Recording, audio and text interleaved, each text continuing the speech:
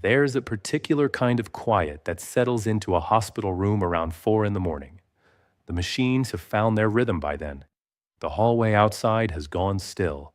And in that stillness, you finally let yourself look at the phone resting on the blanket beside your hand. And you understand that it hasn't lit up. Not once. Not all night. You keep it face up anyway. The way you leave a porch light on for someone you already know isn't coming home. You tell yourself they're asleep. You tell yourself they don't know yet. You tell yourself a dozen small mercies because the truth is sitting in the chair across the room where your mother should have been, and the truth doesn't blink. I was 34 years old, 7 weeks into being somebody's mother, and I lay in that bed doing the math I'd been doing my whole life, adding up the distance between the people who were supposed to come and the silence where they were. My name is Claire, and this is the week I stopped waiting. Hi, I'm Martin. Sit with me for a bit. Tonight we're going to spend some time with Claire, 34, a new mother, a woman her family had spent her whole life calling the strong one. What she came home from the hospital with wasn't anything the doctors wrote on her chart. Subscribe if you haven't. We're here every day. Let's go. The accident happened on a Wednesday, which I remember because Wednesday was the only morning Nora let me sleep past 5. She was 7 weeks old. 7 weeks and 2 days, if you want the precision a tired mother keeps without trying. The way you count a baby's age in weeks, long after the rest of the world has rounded you up to months. She had a way of waking that wasn't crying at first. It was a small sound, like a question. I used to lie there in the dark and wait for it, half dreading and half aching for it, and when it came, I'd swing my feet to the cold floor and go to her before she ever got to the second one. I lived alone with her in a 2-bedroom on the 3rd floor of a brick building on Lindell Street, the kind of building with radiators that knock and neighbors you learn by their footsteps. I ran a small bookkeeping practice out of the 2nd bedroom. Other people's taxes, other people's payroll, other people's quarterly panic. I was good at it. I was good at it the way some people are good at swimming. I'd been thrown in young, and I'd learned not to thrash. Her father is not part of this story, and that's deliberate, because he made himself not part of it somewhere around my 5th month, the way some men discover a sudden urgent need to find themselves at exactly the moment they're needed most. I don't say that with heat anymore. I say it the way you'd report the weather on a day that's already passed. He left. I stayed. Nora arrived in October and made the whole question of him feel small. So when I say I needed my parents, understand that I'd had spent a lifetime learning not to. That's the part that's hard to explain to people who grew up differently. There are families where need flows in both directions, where a grown daughter can call her mother at 2 in the morning, and the mother is simply glad to be called. And there are families like mine, where you learn early which direction the current runs, and you learn to swim with it, and you call it love, because no one ever taught you another word. My mother is Linda. My father is Gerald. They live an hour and 40 minutes north, in the town I grew up in the same house, with the same kitchen, where I learned to be useful before I learned to be wanted. I want to be fair to them. I've spent enough nights being unfair in my head. I'd rather be accurate here.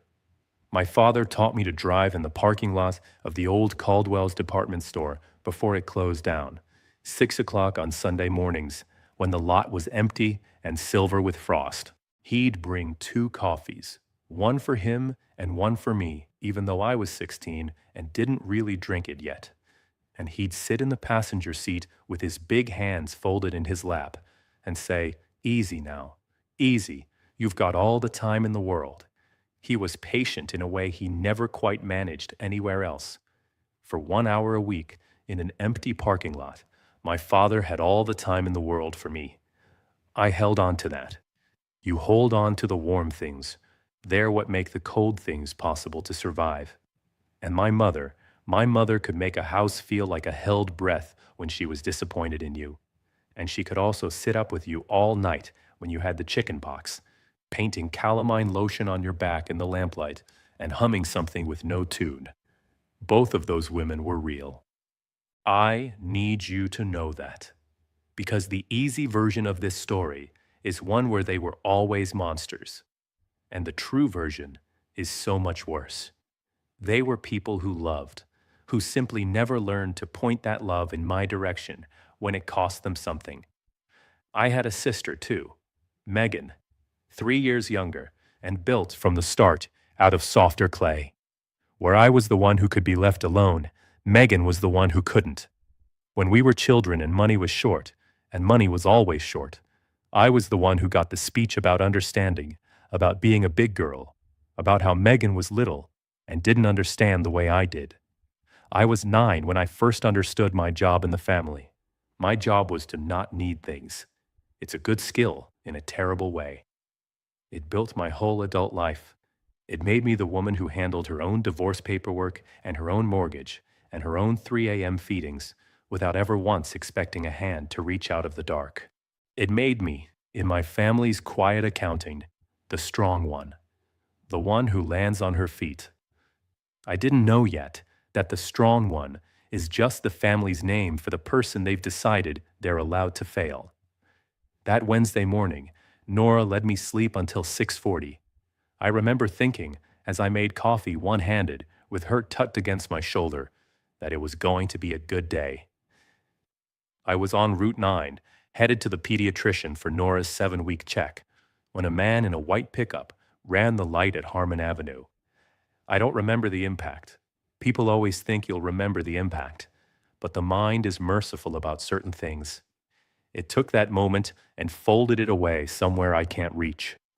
What I remember is the after, the strange tilt of the car, the smell, chemical and sharp, of the airbag, and then a sound that cut through everything else, through the ringing and the wrongness.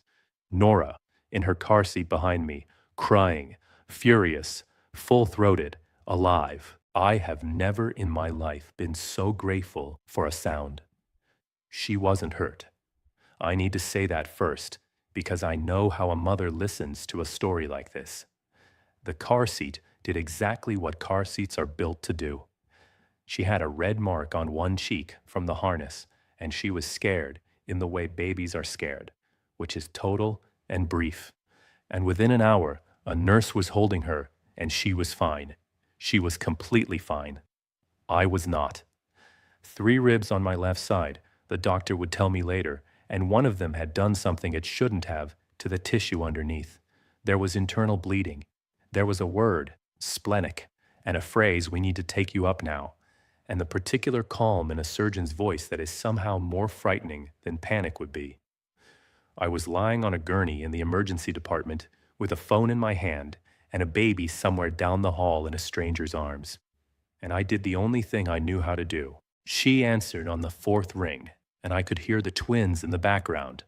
Megan's boys, 3 years old, the high, chaotic music of small children, and my mother's voice already half turned away from the phone, saying something to them before she'd even said hello to me.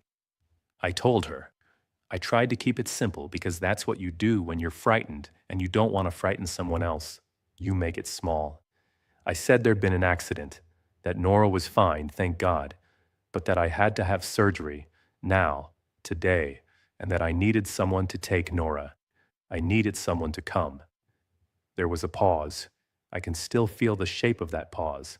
It had weight. "Oh, Claire," she said. "Oh, honey, but we've got the boys." I said I knew. I said I understood that, but this was an emergency, that they were about to wheel me into an operating room and there was no one else, that the hospital couldn't keep a newborn and I had no one. "Sweetheart, Megan's in Italy. We promised her. The boys are settled here. They've got their routine. You know how Aiden gets when his routine's off. We can't just pack 2 toddlers up and drive an hour and a half on no notice." A breath. "You've always landed on your feet. Your sister actually needs us right now. Your sister actually needs us right now. I want you to understand that I didn't argue. I've replayed it enough times to know that I should have, that a different woman would have, that somewhere there's a version of me who said the true thing into that phone. But I was 34 years old, and I was 9 years old at the same time, the way you always are with your mother, and the 9-year-old knew her job. Her job was to not need things. So I said, okay. I said, don't worry about it. I think, and this is the part that still catches in my throat, I think I apologized. I think I said sorry for asking. And my mother, relieved, her voice warming now that the difficulty had passed, said to keep her posted and to give that beautiful baby a kiss, and that she loved me. And then she was gone, back to the boys, back to the routine, back to the life that had room in it for everyone but me. A nurse named Bridget took Nora into emergency state custody for the duration of my surgery, because that is what happens when a single mother goes under the knife and has no one to call. There is a form for it. I signed the form with a hand that wouldn't stay still. Bridget was kind. She said, "We'll take good care of her, hon. You just worry about you." And she had no idea, none, that she was the first person in 12 hours to tell me to worry about myself. They wheeled me up at 2:15 in the afternoon. The last thing I saw was the lights of the ceiling going by, one after another, like the street lights on Route 9, the way they must have looked in the second I can't remember. I came out of surgery a little after 6. They'd taken my spleen. You can live without a spleen, it turns out. You just have to be more careful for the rest of your life about the parts of the world that can make you sick. There's a metaphor in that I didn't have the strength to appreciate yet. Waking up from surgery alone is a particular thing. There's a stretch of it where you don't know where you are or what's been done to you, where the body is just pain and fog and a great animal confusion. And in that stretch, the first word out of every mouth around me, I learned later, was a question I kept asking before I was even properly awake. Where's my baby? Where's my baby? Is the baby okay? A nurse told me afterward that I'd asked it maybe a dozen times before I surfaced, and that each time they'd told me Nora was safe, and each time I'd seem to forget and ask again, like a needle stuck in a groove. The first clear thing I remember is a different question, and it embarrasses me a little to admit it, because by then I was awake enough to be calculating. I remember asking the recovery nurse in a voice like gravel whether anyone had called for me, whether anyone had come, and the nurse, who must have heard that exact question from 100 patients and known which ones were going to get the answer they wanted, just squeezed my hand and said the doctor would be in soon to talk to me, which is its own kind of answer, the kindest available version of no. The first night, I lay in the recovery room and watched my phone. I'd had a friend from the moms group, Priya, post in our little chat that I was in the hospital, that the baby was safe, that she'd update everyone when she knew more. And the chat had lit up, Priya and the others, women I'd known for all of 4 months, sending me hearts and offering to bring food and asking which hospital, which room, what I needed. They'd known me 4 months. My family chat, the one with my parents and Megan and my Aunt Carol, the one with the cheerful name my mother had given it years ago, that chat had one new message in it. It was from my mother. It was not to me. It was a photo of the twins at the kitchen table with spaghetti on their faces. And underneath it she'd written, "Dinner time at Grandma's. These two are a handful, but we wouldn't trade it. Nashtag." I looked at that for a long time. I looked at it until a nurse came in to check my drain, and I had to put the phone face down on the blanket and arrange my face into something that wouldn't worry her. That's the thing about this kind of hurt. It doesn't arrive all at once. It arrives in installments, small enough each time that you can almost talk yourself out of feeling it. A photo, a heart emoji, the arithmetic of who knew and who reached out, and who, knowing everything, chose the spaghetti. They moved me to a regular room the next morning. The state had released Nora to me by then. Priya had actually driven down at dawn and sat in the family services office for 2 hours so there'd be an approved adult present, a thing I will owe her for the rest of my life. And the two of us, Nora and I, were alone together in a room with a view of a parking structure. I couldn't lift her. That was the cruelty I hadn't anticipated. 3 broken ribs and a fresh incision across my abdomen meant I could not pick up my own daughter. I could feed her if a nurse laid her in my arms. I could touch her face, but I could not lift her from the bassinet. And every time she cried, I had to ring the call button and wait. And the waiting was its own particular kind of grief. My mother texted me twice in those 3 hospital days. The first text said, "How are you feeling, hun? Hope they're treating you well in there." I stared at it, treating me well in there, as though I'd checked into a spa, as though the question of who would treat me well had nothing to do with her. The second text the next day said, "Megan says hi from Florence. Wish you could see these pictures. The food looks amazing." There was no question mark anywhere in it. There was nothing for me to answer. It was simply a transmission from the family I was apparently still a member of, reporting on the daughter who was where she was supposed to be. I'm going to tell you something now that I'm not proud of, because the easy version of me in this story is patient and wounded and good, and I'd rather you have the real one. Lying in that bed, with my daughter crying in a bassinet I couldn't reach, I had a thought about my mother and the twins that was small and ugly and warm with spite. I hoped they were exhausting her. I hoped Aiden's precious routine fell apart. I hoped that, for one night, my mother lay awake with a screaming toddler and no help, and understood, in her body, what she'd left me to. I held that thought like a coal. It didn't warm me. It never does. But I held it. The backstory came back to me in those long hours, the way it does when you're stripped down and can't outrun it.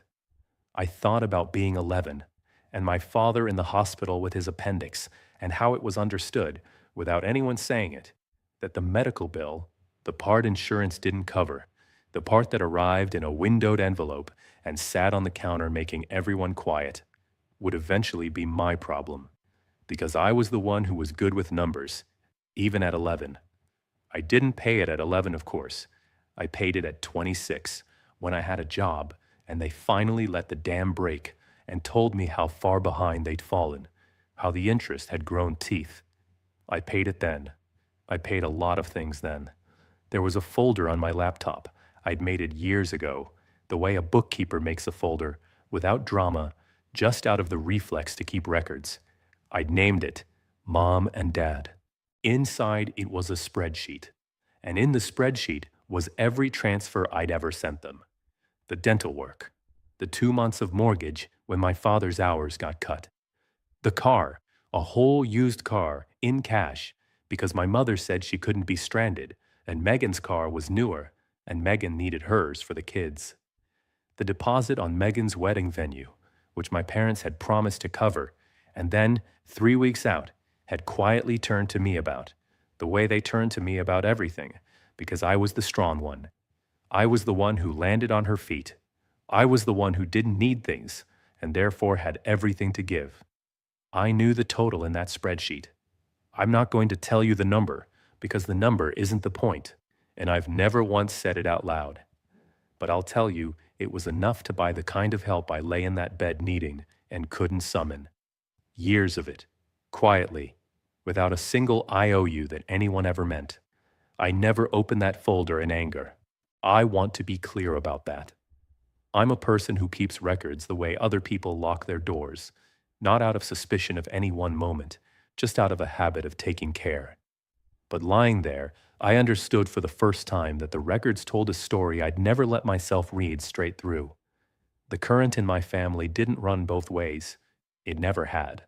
It ran one way, out of me, and the word we'd all agreed to call it was love. I thought about Megan's wedding, because the morphine or whatever they had me on kept handing me memories I usually keep in a drawer. It was 4 years ago.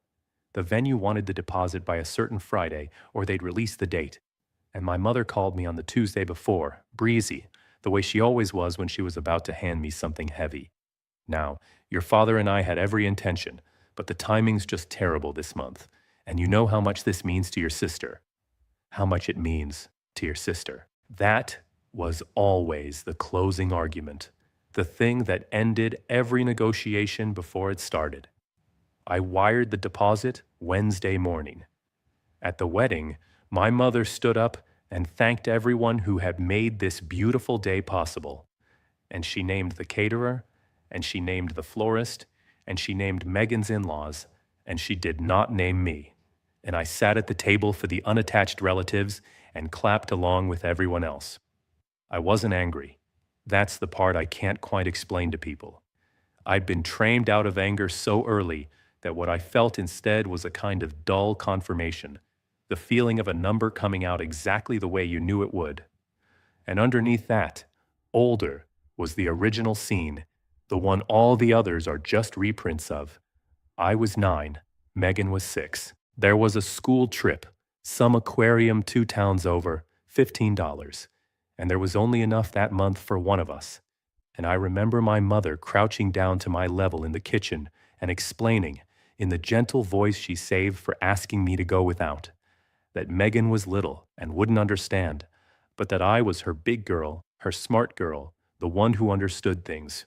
And I did. God help me, I understood. I told her it was fine. I didn't even want to go. The aquarium was for babies anyway. I was 9 years old, performing for my mother the not needing that would become my entire personality. And she kissed the top of my head and called me her good girl. And I felt, for one warm second, chosen. That's the hook. That's how it works. They starve you, and then they praise you for not being hungry, and you spend the next 25 years trying to earn that warm second again. On the 3rd day, they discharged me. The discharge nurse went over my restrictions in a voice that assumed I had a household. No lifting more than 10 pounds for 6 weeks, and Nora weighed 11. No driving for 2 weeks. Watch the incision for signs of infection, redness, heat, fever above 101. Have someone stay with you for the first few nights. Do you have someone who can stay with you? She asked, pen ready. Yes, I said. I didn't have anyone, but I'd been saying yes to that question my whole life. Here is where the story should get lonelier, and for a while it did. But here is also where I learned the thing I'd been too proud to learn for 34 years. So let me slow down and tell it right, because it mattered more than the hurt did. Priya drove us home.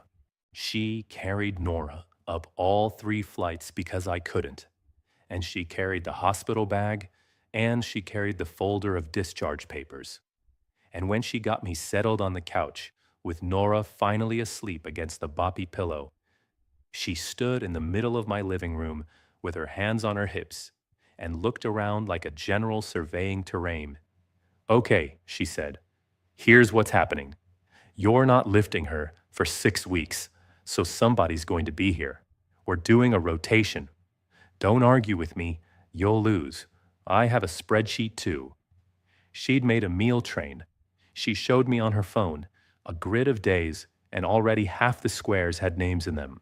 Women from the moms group, a couple I barely knew from down the hall, Priya's own mother, who I'd met exactly once, had signed up for 2 dinners and written in the notes field, "We'll make extra so she has lunch. New mothers forget to eat." A stranger's mother, thinking about whether I'd remembered to eat. I cried then. Finally, in a way I hadn't let myself in the hospital. Not pretty crying, the ugly kind, the kind that hurts your broken ribs, and you do it anyway. Priya didn't make it a big thing. She sat down next to me and put her hand flat on my back, away from the bad side, and let me. After a while, she said, "You really thought you were going to do this alone, didn't you?" And it wasn't a question, and I didn't answer it. The downstairs neighbor was a young man named Marcus, mid-20s, worked nights at the hospital actually, in the records department.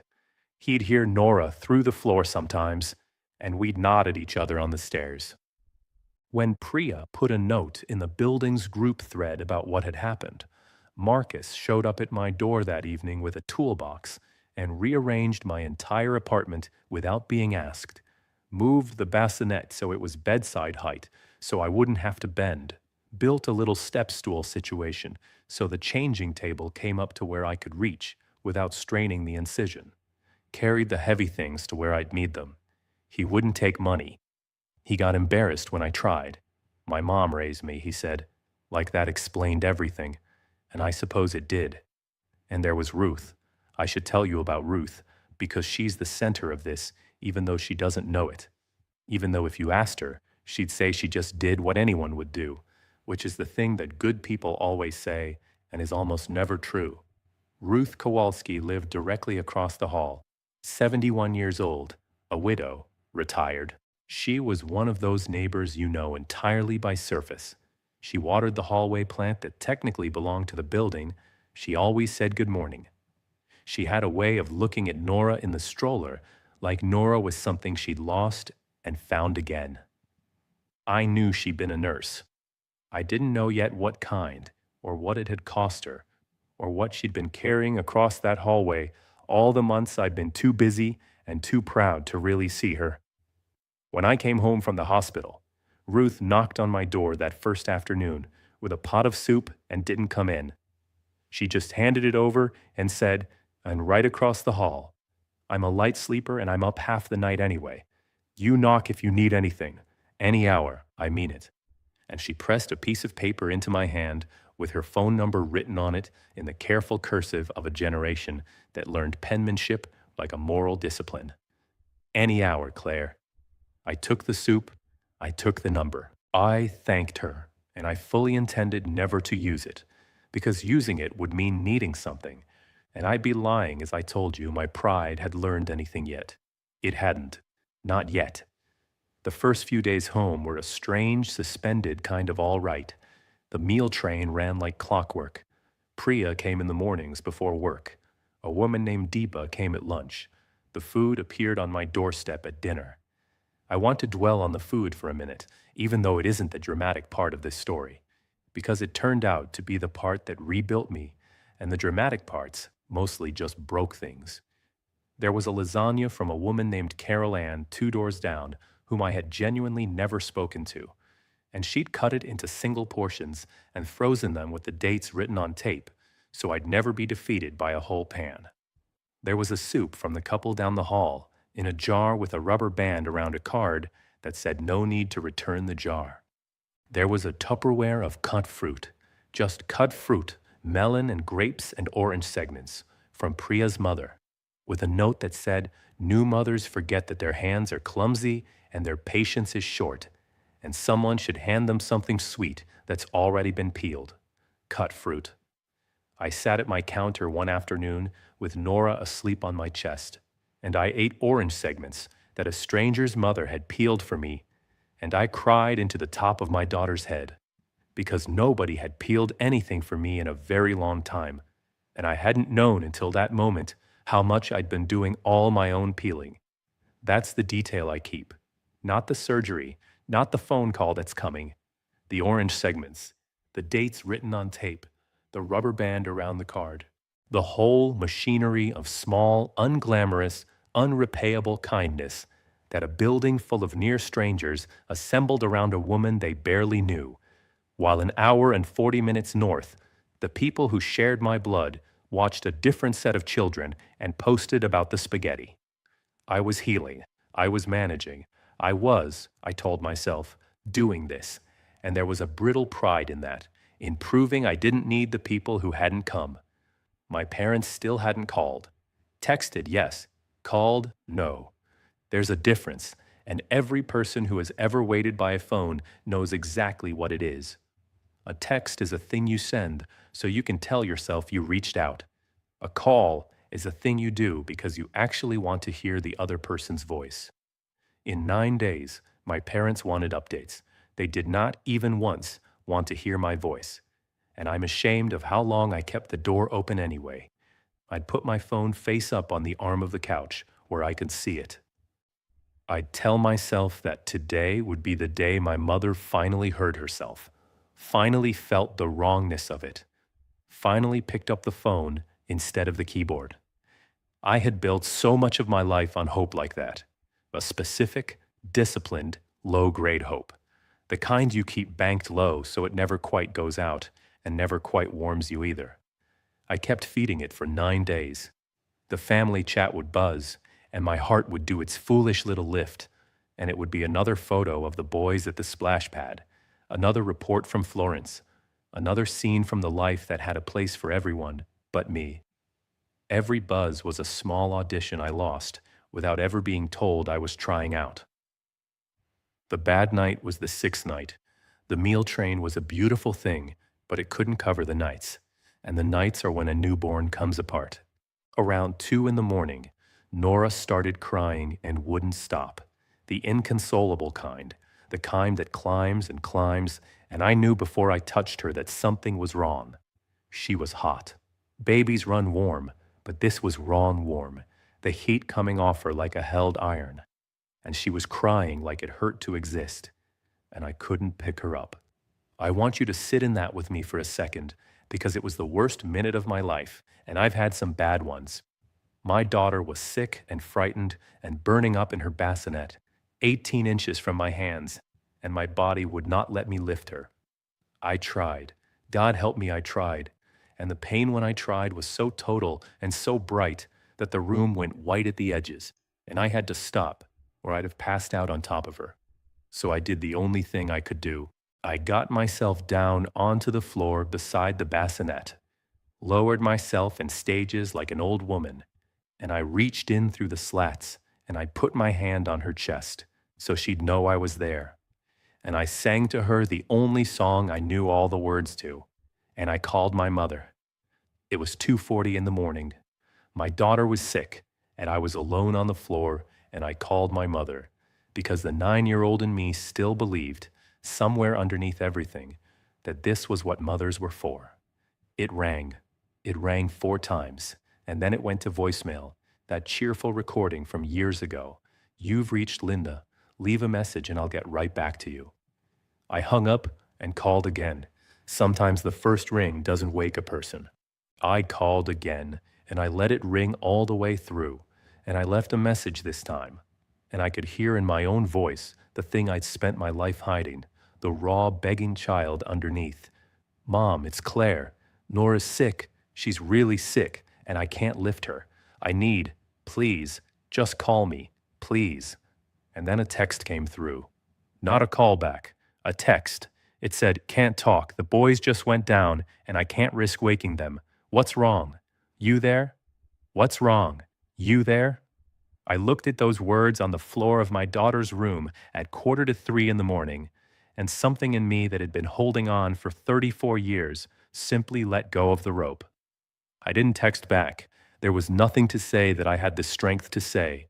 I lay there on the floor with my hand on my sick child's chest, and I understood, all the way down, in the place where you can't lie to yourself, that I was alone, that I had always been alone, that the family I'd been pouring myself into for a decade was a structure that ran in one direction, and there was no version of this night, no emergency severe enough, no plea pitched low enough that would turn the current around. My daughter could be dying on the floor, and my mother would text me about the boys' nap. I have never felt so completely without people. I'm not going to dress it up. I thought lying there that this was just my life now, me and Nora against a world that I would have to carry alone forever, because I was the strong one, and the strong one doesn't get caught. I gave up in that minute. Not on Nora, never on Nora, but on the idea that I would ever be the kind of person someone comes for. That was the bottom. I want to be honest that it was the bottom, because the thing that happened next is the whole reason I can tell this story without bitterness, and it would mean nothing if I pretended I wasn't broken when it came. A soft one. Then Ruth's voice through the wood, low and certain. "Claire, it's Ruth. I can hear the baby. I'm coming in if you don't answer, so you tell me which." I couldn't get to the door. I called out that it was unlocked. Marcus had fixed the lock so I could buzz people up without the stairs. Another small mercy I hadn't earned. And Ruth came in her robe, her gray hair down, and she took one look at me on the floor, and one look at the baby, and she didn't ask a single question that wasn't useful. Ruth Kowalski had been a labor and delivery nurse for 40 years. I didn't know that until that night. 40 years of catching babies and calming mothers and reading a fever off a child's skin with the back of her hand. before the thermometer confirmed it. She knelt down, 71 years old, and she knelt right down on that hard floor. And she scooped Nora up out of the bassinet in one practiced motion, the motion I couldn't make, and she had her against her shoulder and was already moving toward the light of the kitchen. Ear, probably, she said, calm as still water. Or a virus throwing a fever. We'll know in a minute. Where's your thermometer? The temporal one, the forehead kind. There, good. She took the temperature, 102.4. Okay, that's a fever, but it's not a panic. Babies this age, we want to be careful. So here's what we're going to do. You have infant acetaminophen? We're going to call the nurse line. Not because I don't know, I know, but because you want it on the record and you want a real-time pediatric opinion. And because, Claire, you are not going to make a single one of these decisions by yourself tonight. Not one. And then she said the thing. She was swaying with Nora the whole time. Automatic. The sway that lives in a body that has held 10,000 crying infants. And she looked at me on the floor, and she said it plainly, like a fact she was a little surprised I didn't already have. You've been acting like you don't have anybody, she said. Honey, you've got a whole hallway. I started to cry again, and she let me, the way Priya had, except Ruth kept talking right through it, because she'd learned somewhere that a frightened person sometimes needs to hear a steady voice more than they need to be left alone with their tears. We called the nurse line. We gave Nora the medicine. Within 40 minutes, her fever was breaking, and she was nursing, drowsy and damp and fine. And the terror drained out of the room so slowly, I almost didn't notice it leaving. Ruth got me up off the floor, patiently, in stages, talking me through how to use my legs and not my core. And she got me into the armchair, and she sat on the footstool across from me, holding my daughter while my daughter fell back to sleep. And she looked down at Nora's face with an expression I didn't have a name for yet. I asked her, because it was the middle of the night, and the middle of the night makes you brave, why she was so good at this, why she'd come, why she even cared about a woman across the hall she barely knew.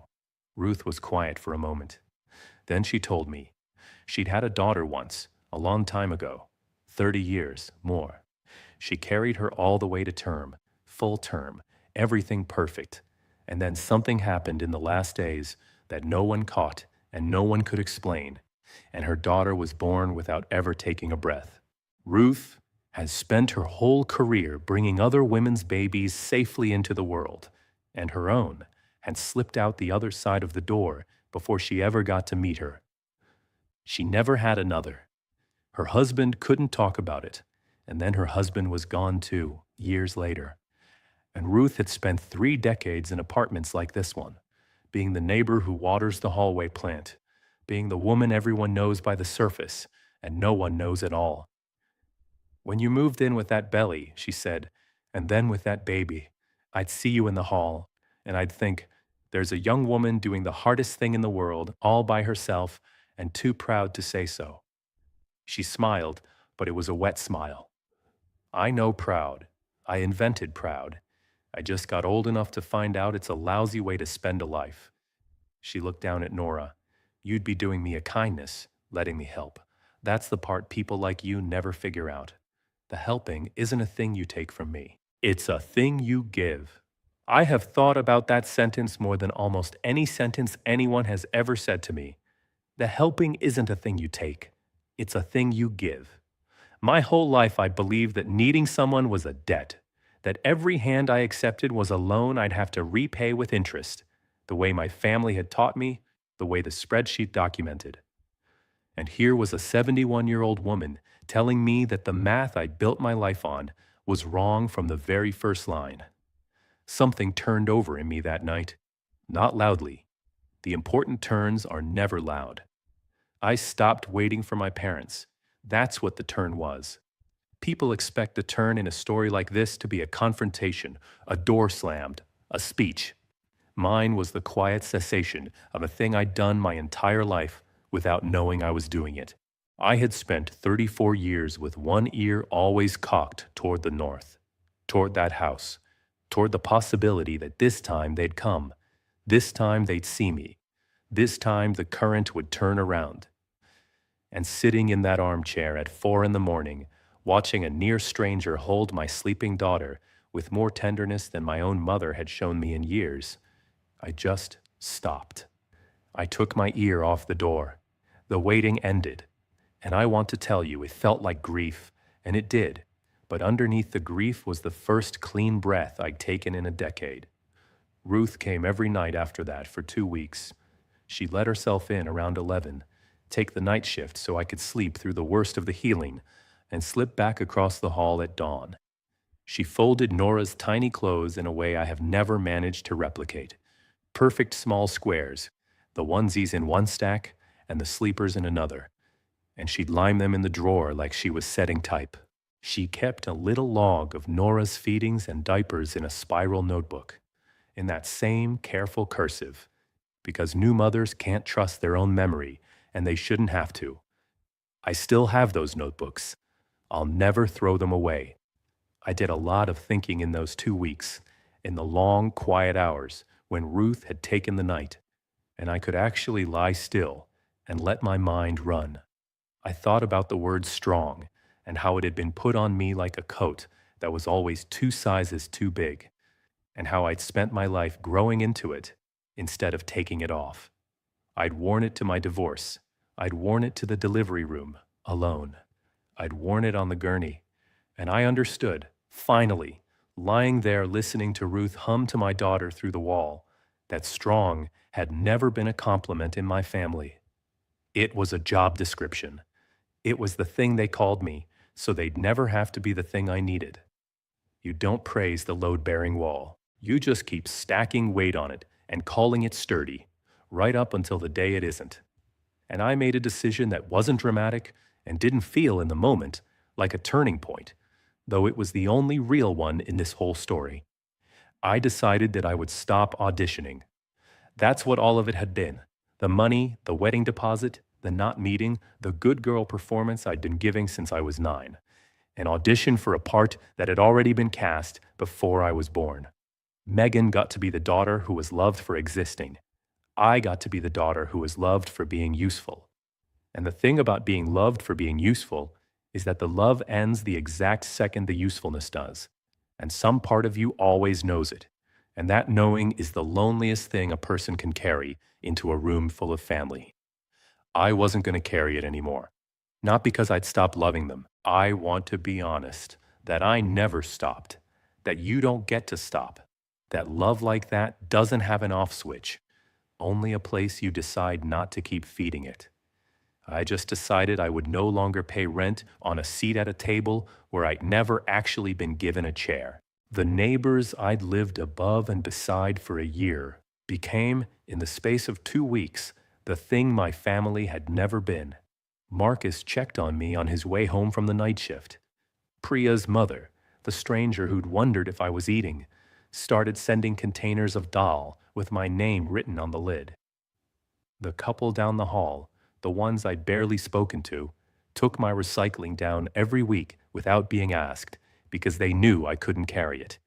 And my parents texted twice more in that stretch to ask how I was doing. I answered them shortly and politely.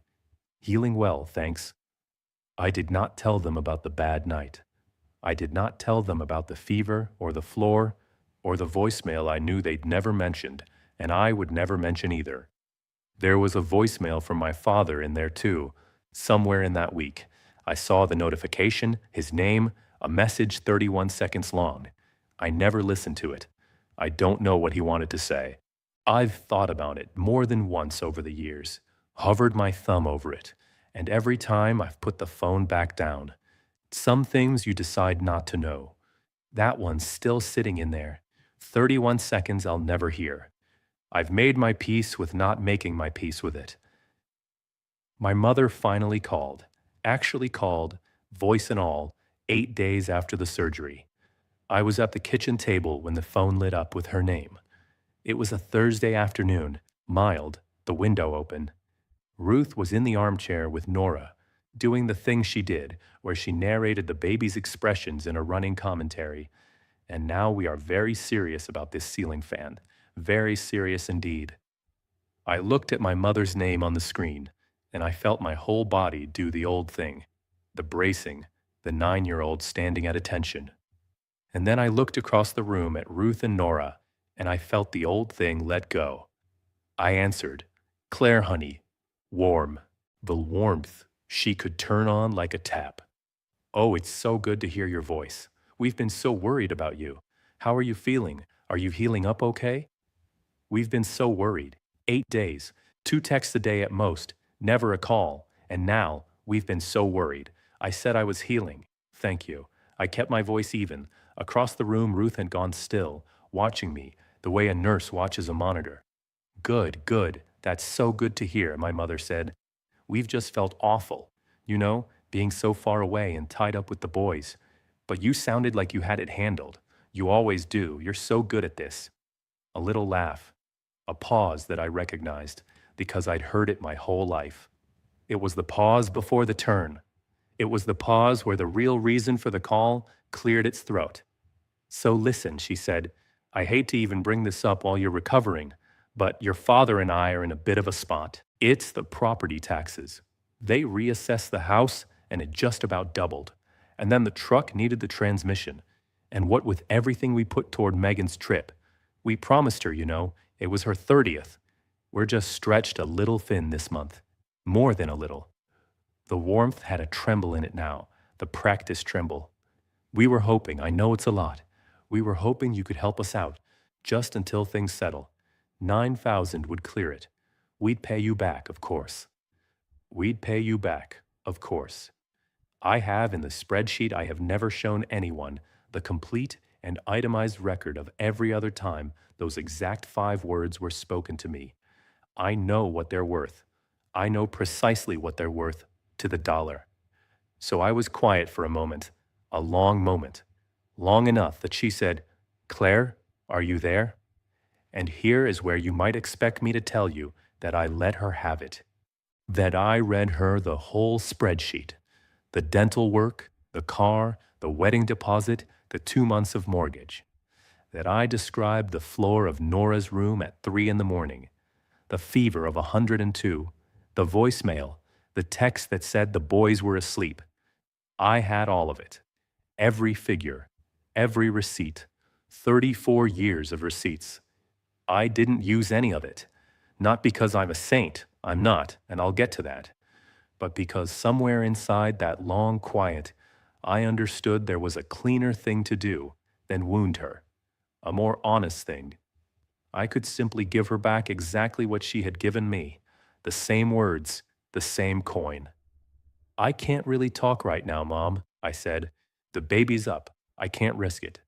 It was almost the exact sentence she had texted me from the worst night of my life. "Can't talk. The boys just went down. I can't risk waking them." I don't think she heard the echo. She was too far inside her own emergency to hear mine coming back at her across the line. But I heard it. I had waited 8 days and 34 years to hear those words leave my own mouth, aimed in the other direction for once, and they came out level and quiet and final. "But, Claire, the taxes, your father's truck, we really need—" "I'll figure it out," I said. "That's what you always told me, isn't it?" I land on my feet.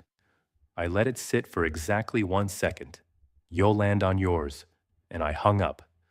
A text came through before I'd even set the phone down. Then another. The warmth was gone from them. The other thing had come up underneath.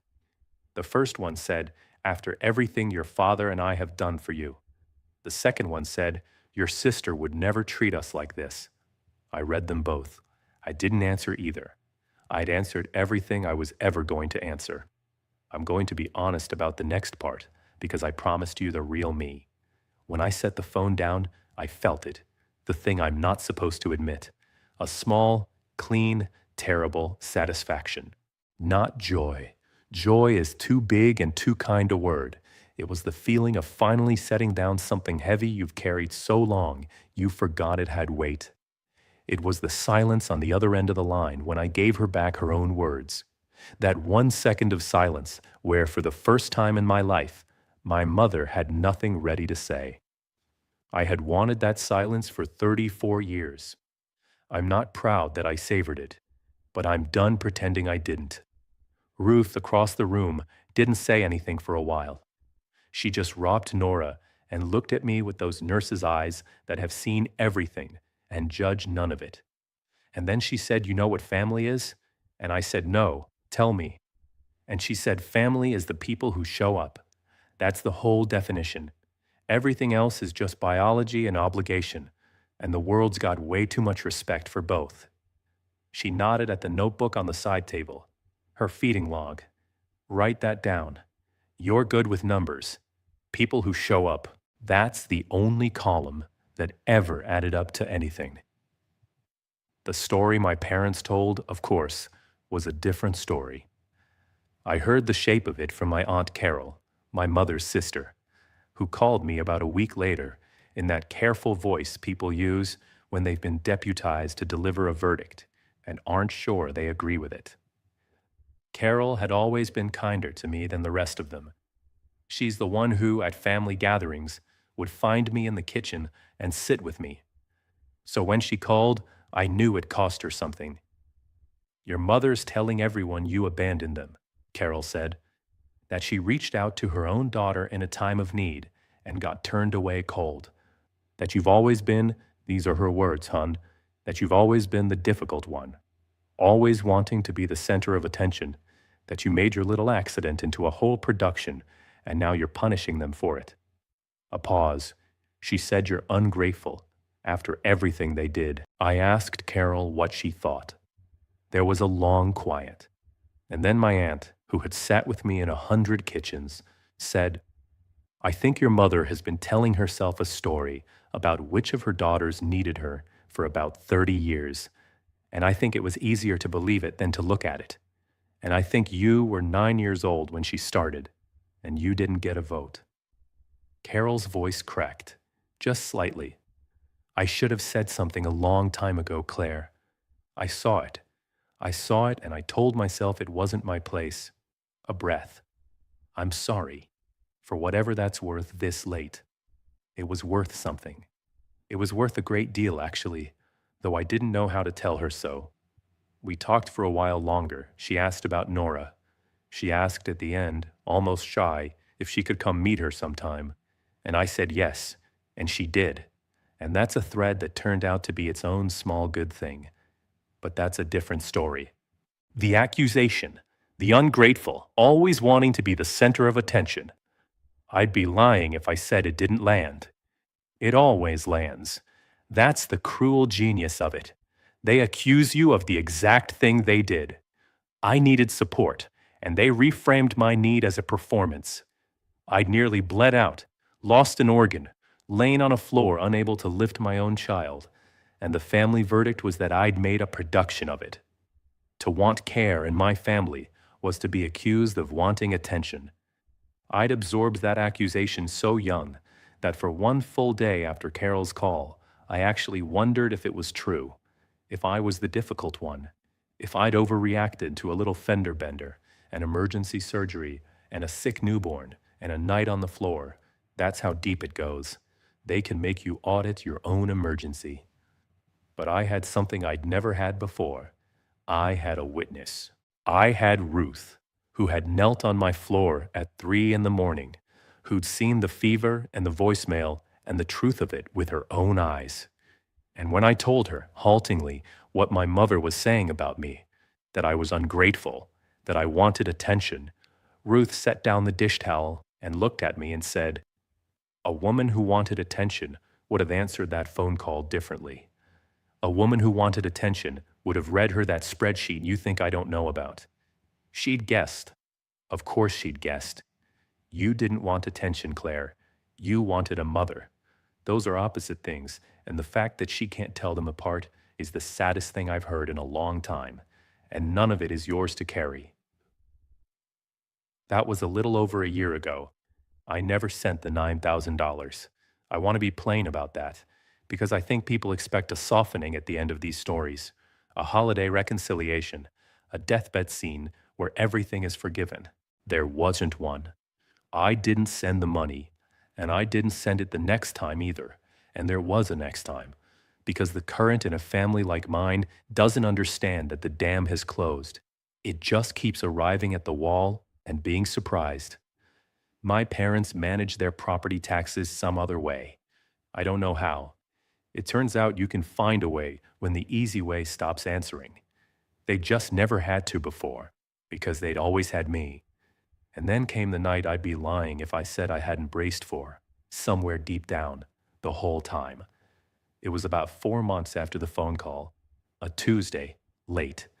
My phone lit up as my mother's name, and then again, and then a third time inside of 10 minutes.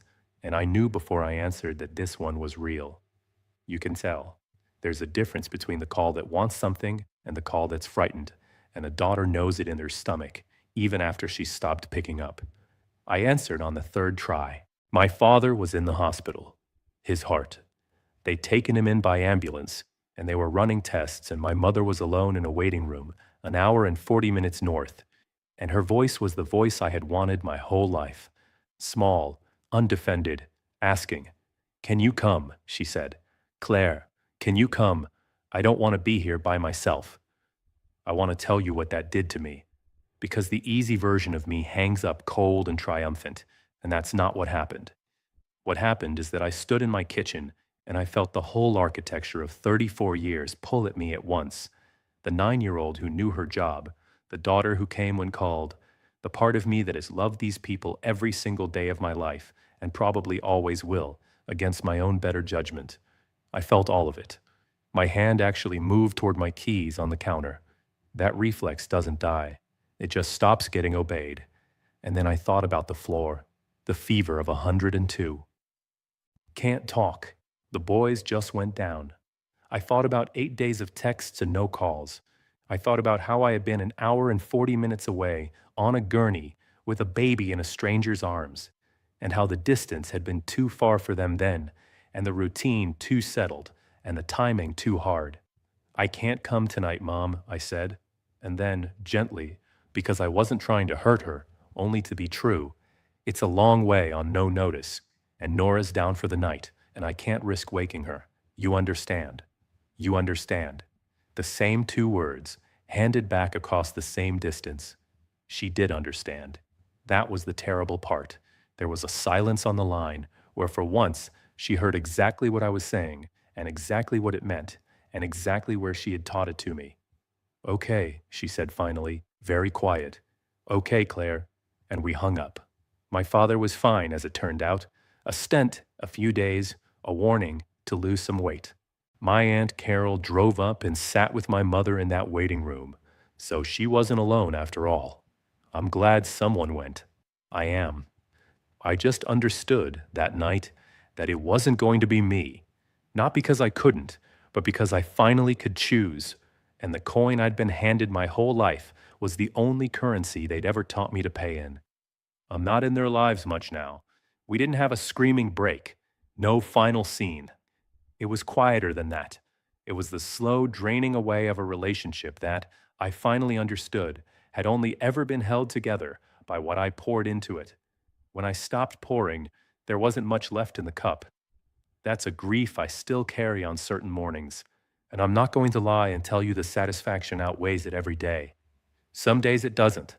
Some days I want my mother, the chickenpox one, the lamplight one, and I have to remind myself that that woman was real, but she was rationed, and I am done living on rations. They never met Nora properly. They've seen her in photos, the ones my Aunt Carol sends, I think, because I don't send them. My mother told Carol once that she'd love to be more involved if I'd only let her, which is a sentence I've decided to leave exactly where she set it down, unanswered, like the voicemail from my father I still haven't played. Here's where I am instead. It's a Saturday morning as I tell you this. Nora is 15 months old now, and she has just figured out that she can climb, which has aged me considerably. She calls Ruth Rue because she couldn't manage Ruth at first, and Rue stuck, and Ruth answers to it like it's the finest name she's ever been given. Rue is across the hall right now, probably, or she's here. She's here more than she's there. She has a key. She folds the laundry into perfect small squares. Last week, she taught Nora to wave, and the first thing Nora waved at was the ceiling fan, very seriously, and Ruth laughed until she had to sit down. I'm at the kitchen table doing a client's quarterly taxes because the work doesn't stop, and I'm grateful it doesn't. The window's open. There's a pot of Ruth's soup on the stove because she still won't let me forget to eat. Priya's coming over later with her kids. Marcus fixed my faucet last weekend and wouldn't take money, again, and I've stopped offering because I finally understand what he meant about his mother raising him. The helping isn't a thing you take, it's a thing you give. I'm learning, slowly, at 35, better late. My phone is on the table next to my coffee. A few minutes ago, it lit up. My mother's name. I looked at it for a moment, the old bracing, fainter now, a habit losing its grip the way habits do, one unanswered call at a time. I let it ring. Nora waved at the phone, very seriously, the way she waves at everything. Ruth, from the armchair, said the soup was almost ready, and did I want the good bowl? I said yes, the good bowl. The phone stopped ringing. The kitchen was warm and full of people who came. I went back to my numbers.